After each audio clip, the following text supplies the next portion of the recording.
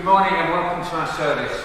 There was a moment about 10 minutes ago where I began to panic because some very young children turned up, but there weren't any children here. So, but there you came, you all came.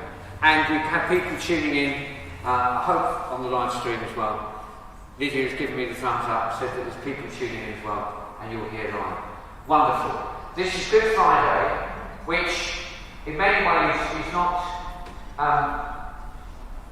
specifically a very happy day because of all the events that we think took place and we believe took place on that day. But what we do believe is that Good Friday leads to Easter Day. And you can't have Easter Day without Good Friday. And you can't have Good Friday without Easter Day. If you only had one and not the other, life would be very, very complicated and very difficult.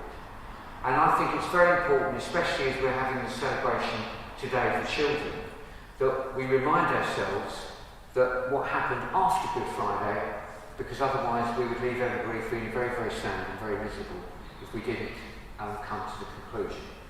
So, having said all of that, it's really good that you're here, because some people go to church on Palm Sunday and they wave their palm crosses about as Jesus comes as King, and then they come back to church the following Sunday and Jesus has risen from the dead and they're jumping up and down and they've missed everything in between. But you haven't, because you come on Good Friday to remember that Jesus actually gave his life for all of us. An amazing, amazing moment. So we're going to start by singing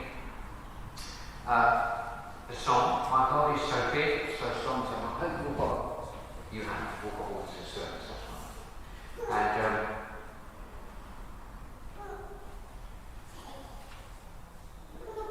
there are some actions to this if you're feeling really, really low.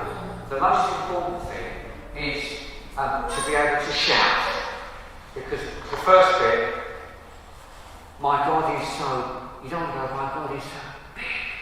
It's, my God is so big! Okay, nice big shout. And then, so strong and so mighty, you can, if you've got two biceps, you know, so strong and so mighty, there's nothing that he cannot do. My God is so big, so strong and so mighty, there's nothing that he cannot do. The mountains are his, the rivers are his, the stars are his handiwork too. My God is so big, so strong and so mighty, there's nothing that he cannot do. But you'll be pleased to know the camera is not on you, and so no one's going to see you doing the actions at home. And I can't do the actions because I'm playing the guitar. It may be because I can't multitask, but anyway, I can't do. I've got two hands and a mouth, but I can't do 3 or 4 things at once. Okay. So here we go. Mark to stand up to sing.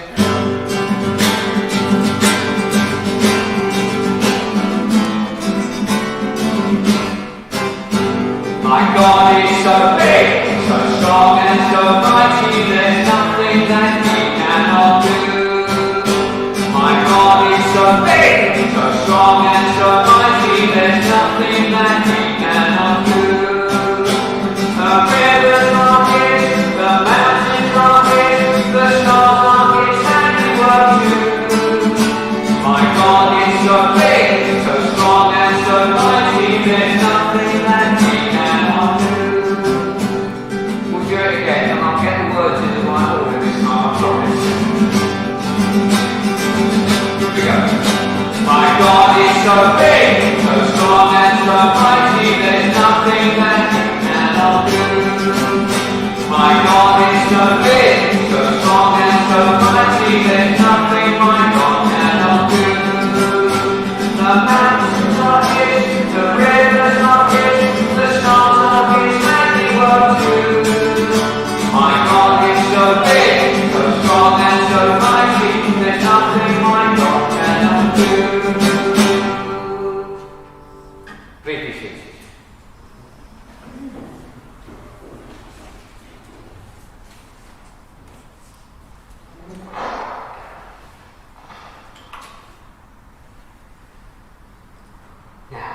one or two bits of the Good Friday story. I'm reading from the Gospel according to Luke on this occasion, and it's from chapter 23. And if you do have a Good News Bible with you, you'll find it on page 112 in the New Testament. And just to give you a little bit of context, what was happening on Good Friday. The soldiers led Jesus away, and as they were going, they met a man from Cyrene named Simon, who was coming into the city from the country. They seized him, put the cross on him, and made him carry it behind Jesus. A large crowd of people followed him. Among them were some women who were weeping and wailing for him. Jesus turned to them and said, "Women of Jerusalem, don't cry for me, but for yourselves and for your children. For the days are coming when people will say, 'How lucky are the women who never had children, who never bore babies, who never nursed them.' That will be the time when people will say to the mountains, 'Fall on us,' and to the hills, 'Hide us.' For such things as these are done when the wood is green. What will happen when it is dry?" Two other men, both of them criminals, were also led out to be put to death with Jesus. When they came to the place called the Skull, they crucified Jesus there with the two criminals, one on his right and the other on his left. Jesus said, "Father, forgive them. They don't know what they are doing." They divided his clothes among them by throwing dice. The people stood there watching while the Jewish leaders jeered at him. "He saved others, let him save himself if he is the Messiah whom God has chosen." The soldiers mocked him.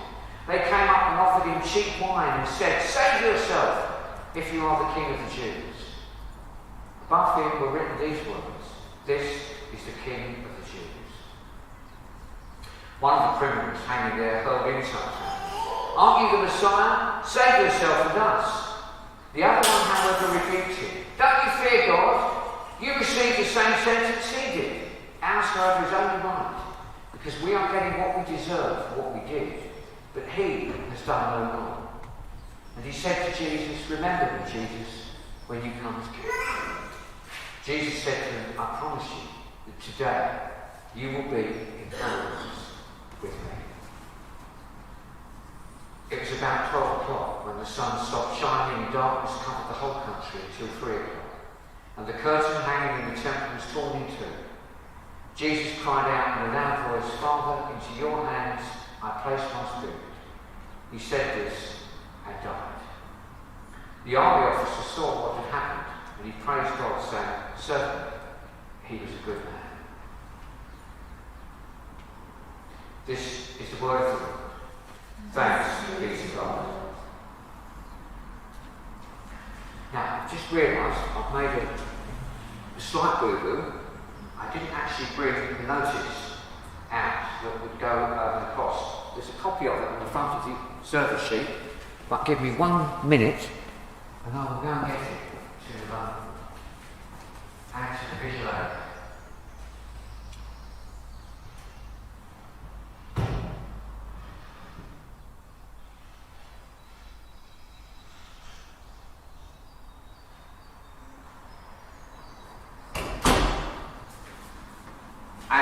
If you read the story in the Gospel according to John, the notice was actually in 3 languages, and you've got it on your order of service as well.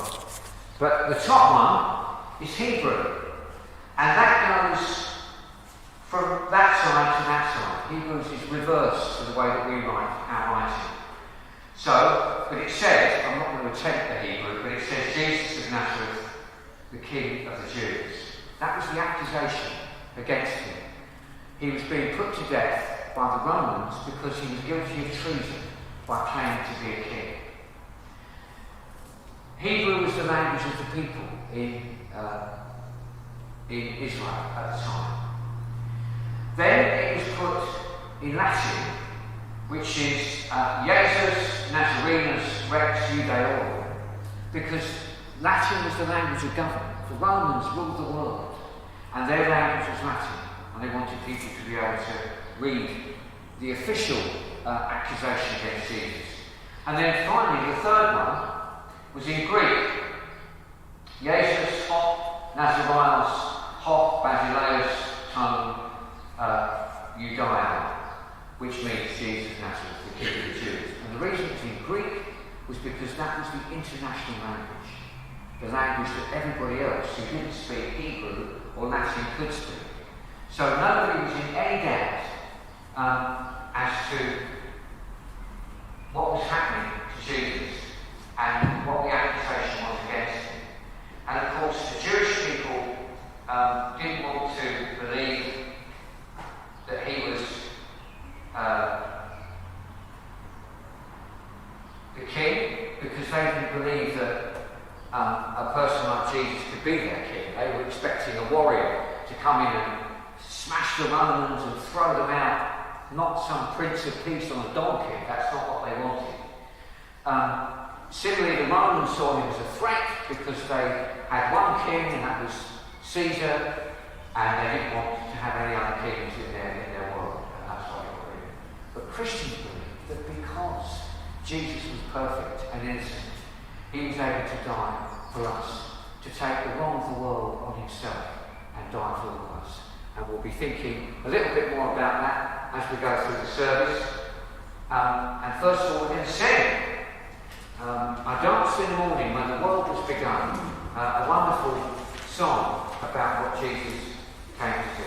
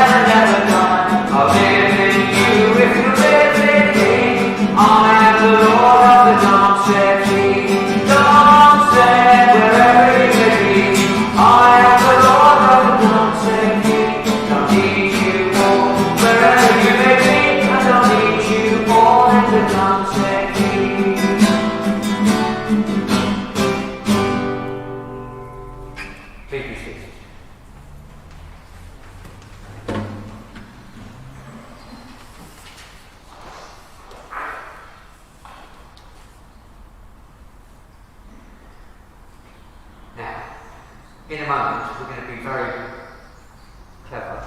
Lily's going to be very clever. And she's going to show us a very short video. Now, David it's a massive advantage because you saw this in school when I came in to take assembly, and I was so impressed with this very short clip about what Easter was all about that I asked Mr. Hancock if I could have a link, and he sent me the link, and in a moment when the projector's warmed up, come on projector, very historic. Oh, there we are, excellent, we get words. And I'm hoping as well, because Lydia is extremely clever and knows what she's doing, that you'll be able to see this if you're tuning in live at home as well. You'll be able to share it on the screen. But you should be able to get it on the full screen in a moment. Oh, there we go. And Lydia's going to click. You're going to click full screen as well, is it? What do you reckon? Do you think that will work? Or when you've pressed play? Wonderful. Okay. Right. Yep. That's the one? Okay. Take it away. As I say, it should work. It did yesterday.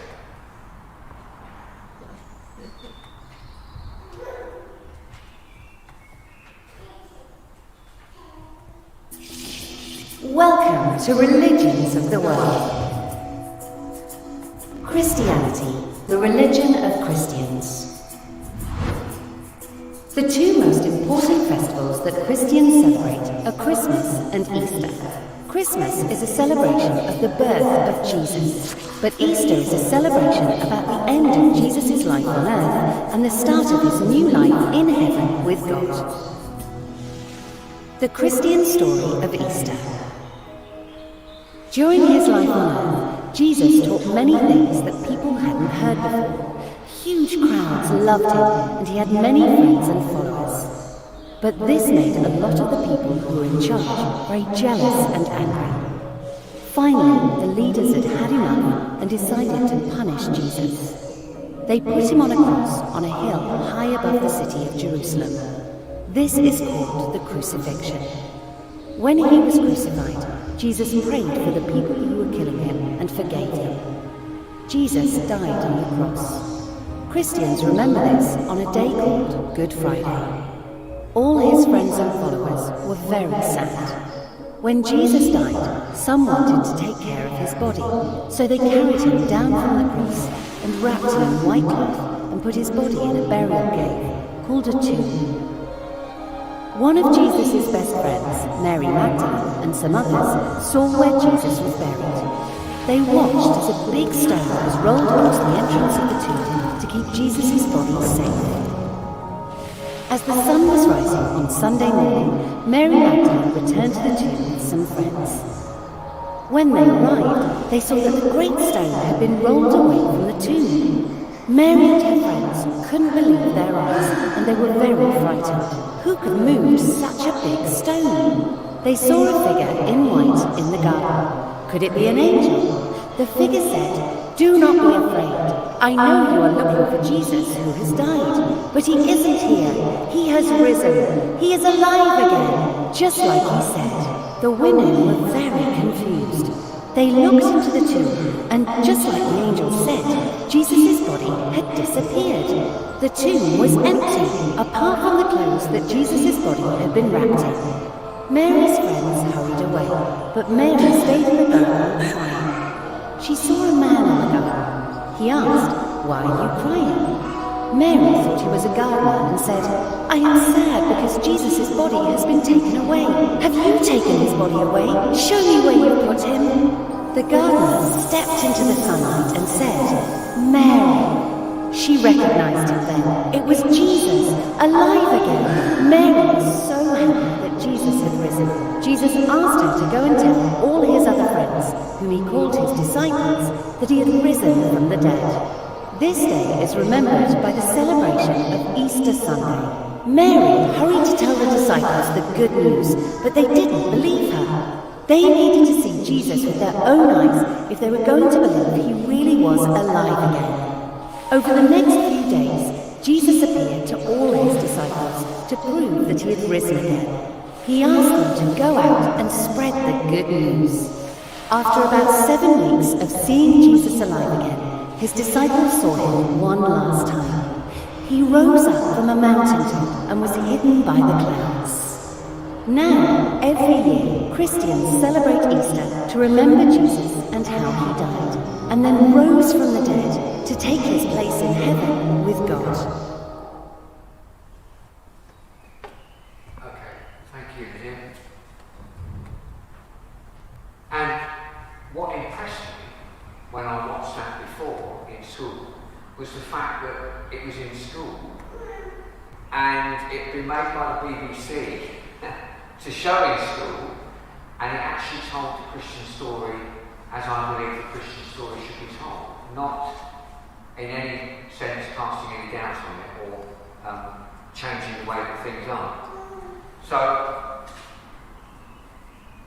that was really good. Now I'm just going to save a bit of light. I'm just going to turn this off for a moment while we reflect for a moment on that and then sing our next song. The best bit, I think, was seeing those four very strong people rolling the stone in front of the tomb to make sure that nothing could get in. And of course, they wouldn't think about anything getting out because the person inside was dead. And on our little Easter garden up here, you may have noticed, or you will notice when you walk past it, that the stone has been rolled over the entrance to the tomb. And on Easter morning, we're going to roll it away and see that there's no body inside. And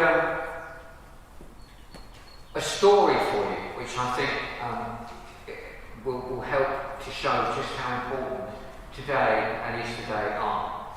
I went on holiday, well, I do go on holiday periodically, but years ago I went on holiday to Greece, and where they speak this language, which is not the international language anymore. And I went to a place called Thessalonica, which you may know in the Bible, Paul the Apostle wrote a letter to the people of Thessalonica called the Thessalonians. And in Thessalonica there was a church which was just a museum by the time we got there, and it was called the Church, in Greek, Aisomon, which means without a body. So I thought, well, that's exciting, because of course the empty tomb on Easter morning was a place without a body. Jesus was risen from the dead. So I was fascinated as to why this church was called the Church Without a Body. And I discovered that years and years before, the Roman Emperor Galerius, liked Thessalonica so much, he used to go on holiday there every year. And so he prepared for when he died, he had his tomb, his mausoleum built in Thessalonica so that when he died he could be buried there. Only problem was he got killed in battle hundreds of miles away. And very sensibly, his soldiers at the time thought, we don't want to spend a few weeks carting his body from where he died down to Thessalonica to bury it, because by the time we get there, it's not going to be in a very good state. So they decently buried him nearby, leaving this wonderful mausoleum in Thessalonica with no body in it. The Christians hijacked the building and said, wow, here's a tomb without a body. That's a fantastic witness to the resurrection of Jesus. So what we'll do is we'll turn it into a church. And they did. And there are one or two other examples of that that have been purpose-built. If you ever go to Cambridge, it's worth checking out a little church.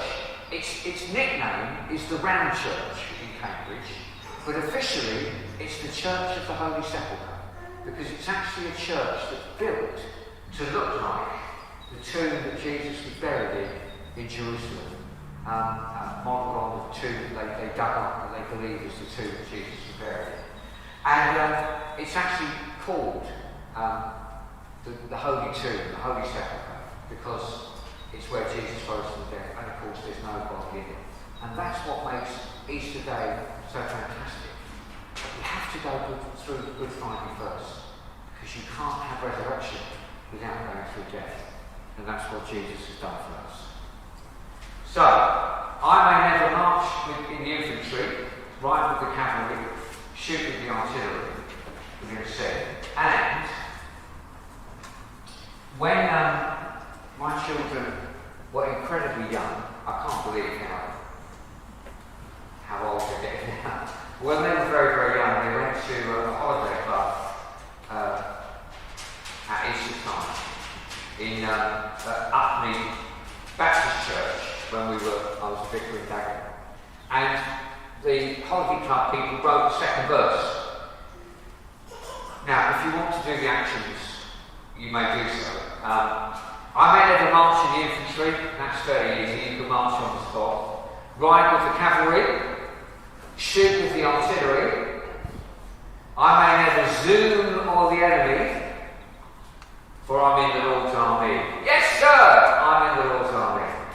Then I may never bend like banana man. Now, if you've got sensitive bones and arthritis at this point in your life, be careful, okay?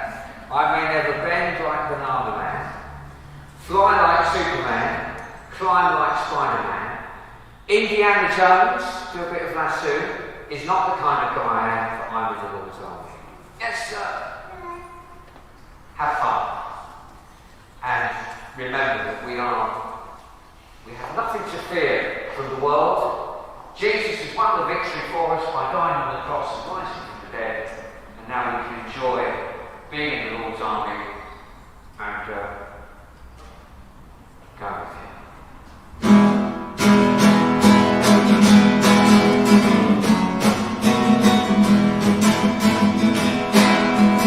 I may never march in the infantry, ride with the cavalry, shoot with the artillery. I may never zoom on the enemy, for I'm in the Lord's army.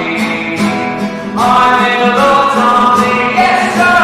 I'm in the Lord's army, yes sir! I may never march in the infantry, ride with the cavalry, shoot with the artillery. I may never zoom on the enemy, for I'm in the Lord's army.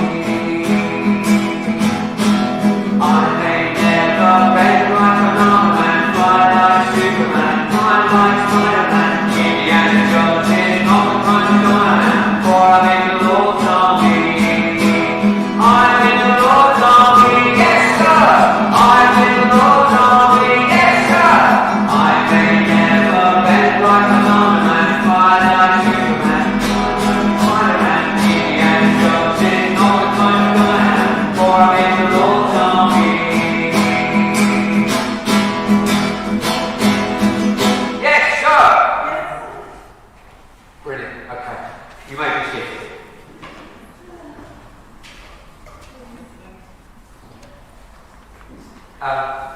Talking of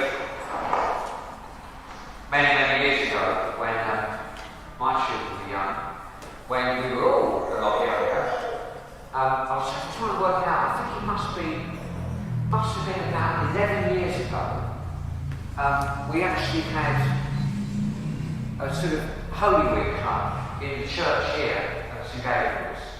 And I got people from the junior church and the embryonic youth club back then to come and spend 3 days, Monday, Tuesday, Wednesday. We did some activities, we sang some songs, and we thought about what happened during Holy Week before we had the very first of this service on Good Friday.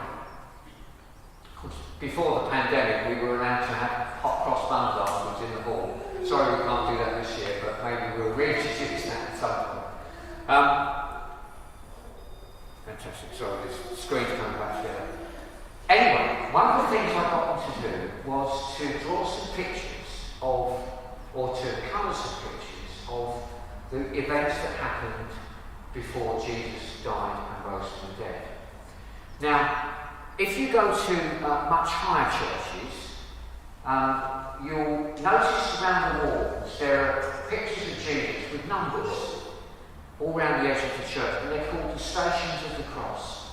And on Good Friday, the church, those who meet in the church, will walk round each station and stop, that's why it's called a station, and think about what Jesus did at that particular point. So I photocopied some of the line drawings from the Good News Bible and got the children to decorate them and colour them, and we put them up all around the church. And on Good Friday, people came and looked around, and the adults came Easter weekend, and I got them to go and have a look at them as well. Well, we have used them 2 or 3 times since, but of course, during the pandemic, I made a slideshow of these pictures with a little bit of a commentary, which I want to use as some prayers today. So, rather than put anybody at risk by physically walking around the building and getting too close, we're going to watch the pictures here. It's not the 10th of April, sorry, that's a giveaway. I changed the year, but obviously didn't change the date to start with. It's the 15th this year. So, this is a bit of an experiment. I hope it will work. But I think you will be amazed every time I see these pictures. I've still got them in the chapel, of just what the children did to emphasise the things that Jesus went through before on Good Friday and then through to Easter Day.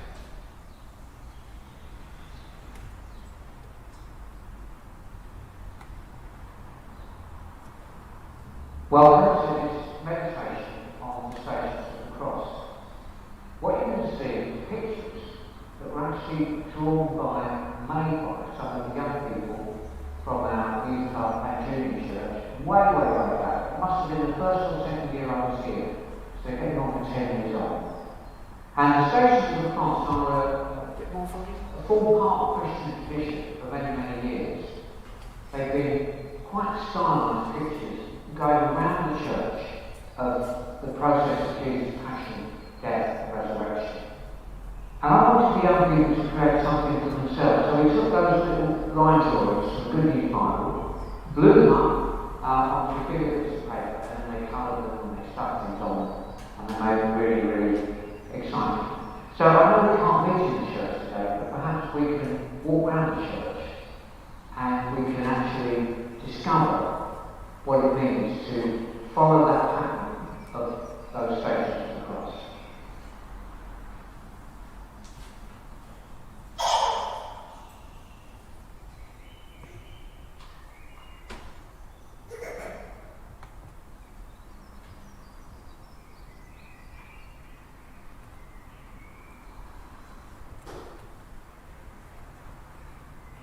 I think it should just happen really, unless you need to press play. This first reflects Jesus in the Garden of Gethsemane. Can you do full screen? The Last Supper is over, and Jesus and his disciples have gone to pray. This is the place they normally go when they're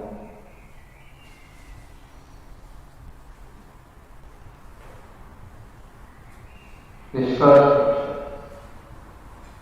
reflects Jesus in the Garden of Gethsemane. The Last Supper is over, and Jesus and his disciples have gone to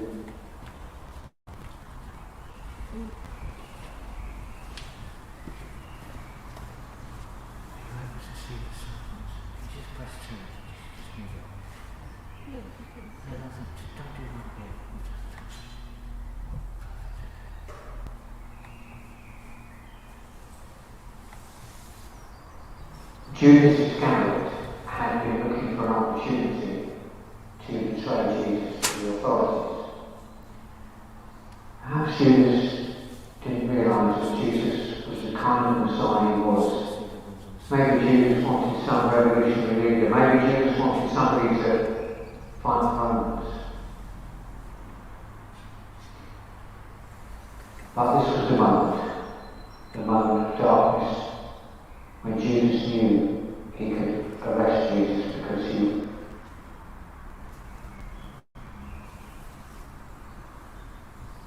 Judas Iscariot had been looking for an opportunity to betray Jesus to the authorities. Although the disciples ran away, Peter followed a bit of distance, and he managed to get to the courtyard of the high priest's house and was able to listen to the initial interview, almost the roughing up of Jesus' hand by the high priest's servants as they prepared to put him on trial.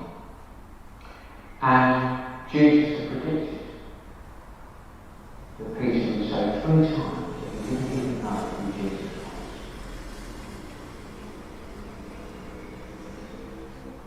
Reading from the Gospel according to Mark.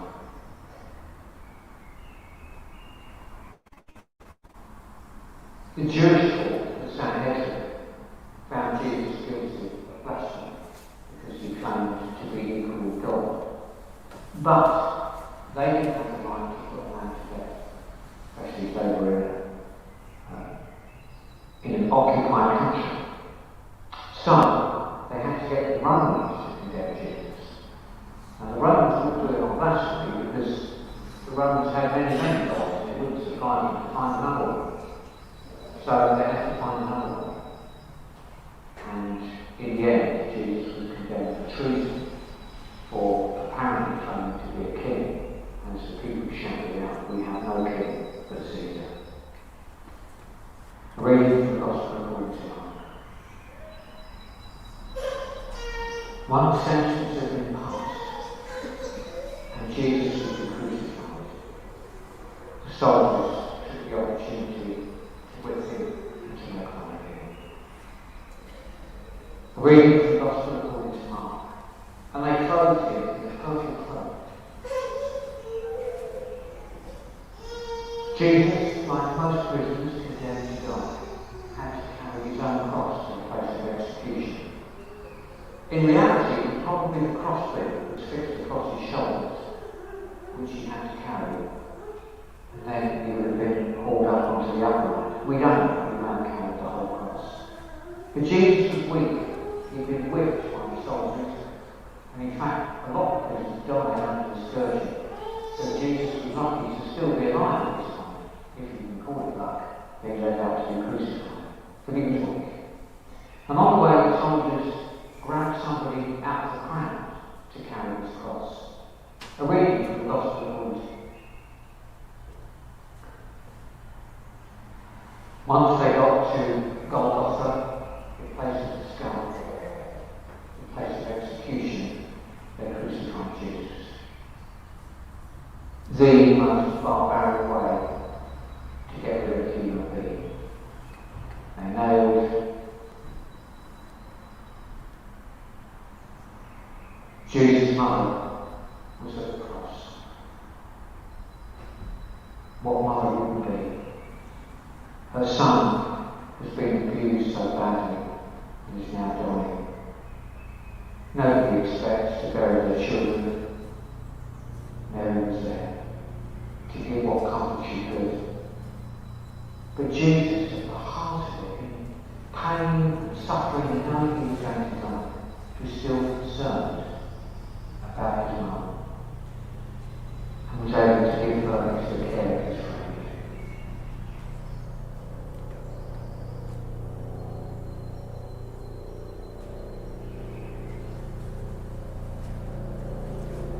It took 3 hours for Jesus to die on the cross. Many people didn't survive. Jesus went to hell and back whilst dying for us. He felt cut off from his heavenly Father as he took on himself the sins of the world, because God cannot look at sin, and yet Jesus became sin for our sake and died to take it away.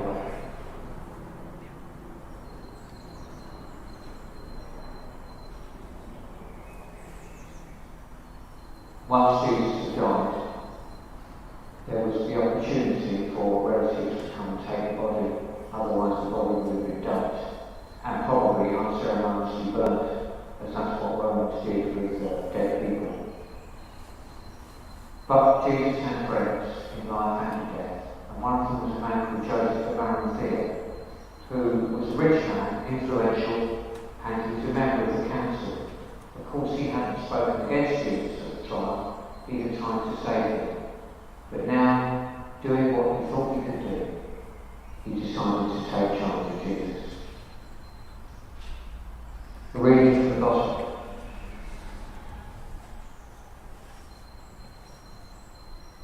We can't have the story without the resurrection. And there are two pictures of the resurrection that the young people put together all those years ago. Perhaps it was that excitement of knowing that Jesus had risen from the dead they wanted to capture. And the first one is of the women. They visited the tomb, they discovered it was empty. Mary Magdalene has had an encounter with Jesus and has seen him alive. And of course they're rushing off to tell the others.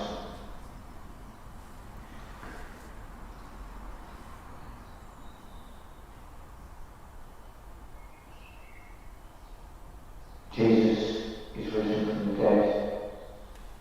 Mary, the women encountered him. He appeared to Peter. He appeared to 2 disciples on the road to Emmaus. He appeared to the 11 apostles in the upper room. He appeared to some 500 of his followers in Galilee. There was no doubt that Jesus was well and truly alive.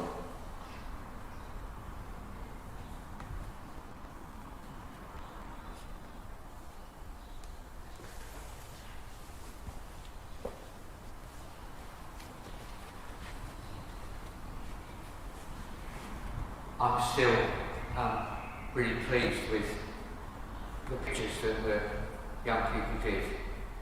I thought they handled it really creatively and just made those pictures come alive and made them real and helped with everybody to see the story of Jesus dying on the cross and rising from the dead. I hope maybe next year I'll get them out and we'll be able to put them up around church and maybe just walk round and pause. But with that in mind, let's just think about our world situation at the moment and 3 important things to pray for this morning, very, very briefly. First of all, the ongoing coronavirus pandemic. It's not over. We need to pray for our protection, the protection of people in the world, and for our NHS as they struggle to cope with all that's going on. Secondly, we need to pray for the war in Ukraine, for the people of Ukraine, and for the aggressors' hearts to be turned. And thirdly, we need to pray for each other and for the people of this parish, that we will rediscover our faith, we will rediscover what it means to be followers of Jesus and want to get back together to proclaim the gospel here at Pitsea Repent. So let's say these words at the bottom of the page today. Christ has died. Christ is risen. Christ will come again. And over the page, let's just pray for the coming of God's kingdom in the words our Saviour taught us. Our Father in heaven, hallowed be your name. Your kingdom come, your will be done, on earth as in heaven. Give us today our daily bread. Forgive us our sins, as we forgive those who sin against us. Lead us not into temptation, but deliver us from evil. For the kingdom, the power, and the glory are yours, now and forever. Amen.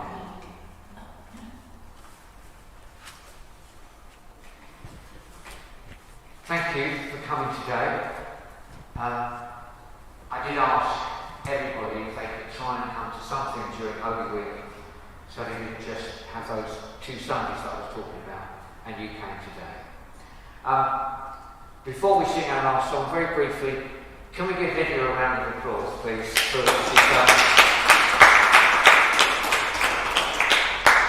Lydia masterminds all the technology. In fact, I was at the cathedral yesterday singing Lydia's praises and saying to several people, if it hadn't been for Lydia, then getting the services across during lockdown would have been difficult because I wouldn't have known what I was doing with Lydia's done. But today, I got her out of bed and I'd set everything up, but she hadn't rehearsed doing the share, doing the video, doing the slideshow, and I think she's done a brilliant job. So Lydia, thank you very much. And do keep coming back. Don't be forgotten. Oh yes, I better turn that off. Thank you, Lydia. And she's even reminded me what we should do with the technology. Now, the rest of today, which is, as I said, a very important day, at 2 o'clock this afternoon, there will be a meditation up at St. Peter's Church of the last hour of Jesus on the cross, and be thinking about the things that he said. It'll be very quiet and just that moment to reflect on what has happened. And then this evening there will be a service of evening prayer live on Zoom from the chapel. I've sent the link round to you all in case you want to just complete Good Friday with the people who've not been out today with the service from the church here. Tomorrow, Saturday, in the church's calendar, it's called the Day of Desolation. It remembers that Jesus was dead on Saturday, and the women didn't know what to do, nobody knew what to do. And you might just want to spend a few moments reflecting on how they felt all those years ago. I mean, we know what happened, but at the time they weren't sure what was going to happen. So just spend a bit of time with them.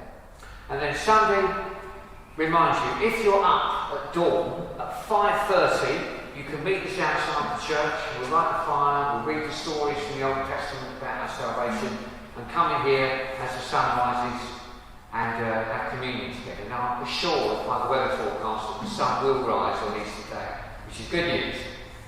Then, please note, if you normally come here at 9:30 on Sunday morning, don't, because the first service is going to be early. The 9:30 service will be at St. Peter's, and then we'll be back here at 11:15 for a family Holy Communion service. So, at St. Gabriel's either at dawn or at 11:15, and at St. Peter's at 9:30.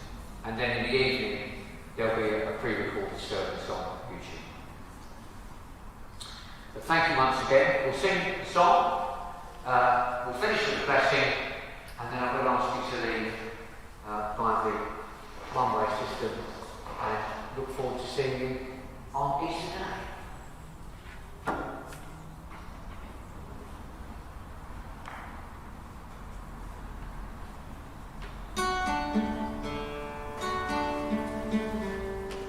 Let's stand to sing.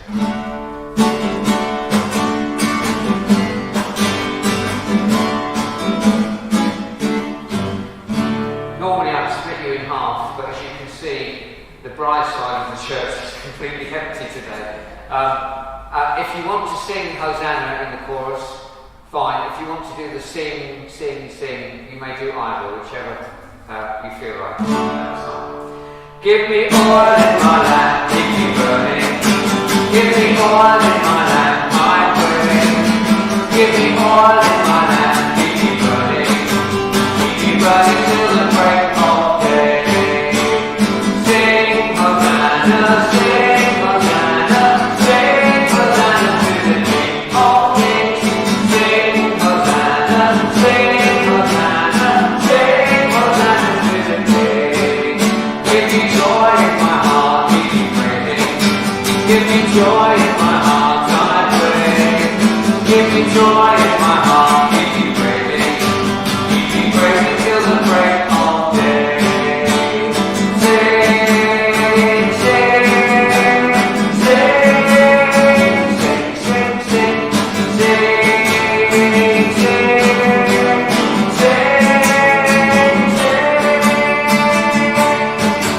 Give me peace in my heart, give me blessing. Give me peace in my heart, I pray. Give me peace in my heart, give me blessing. Keep me blessing till the break of day. Sing Hosanna, sing Hosanna, sing Hosanna to the King of Kings. Sing Hosanna, sing Hosanna, sing Hosanna to the King. Give me love in my heart, keep me serving. Give me love in my heart, I pray. Give me love in my heart, keep me serving. Keep me serving till the break of day. Sing, sing, sing, sing, sing, sing, sing, sing, sing, sing.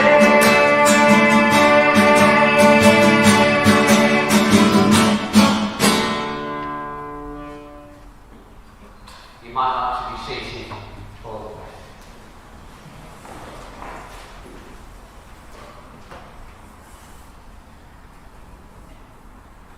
May the road rise up to meet you. May the wind be always at your back. May the sun shine warm upon your face and the rains fall gently upon your fields. And until we meet again, may God hold you in the hollow of his hand. And the blessing of God Almighty, the Father, the Son, and the Holy Spirit be upon you and remain with you always. Amen. Lydia, would you mind putting the cassette on, please, as opposed to the CD? And I'll go later.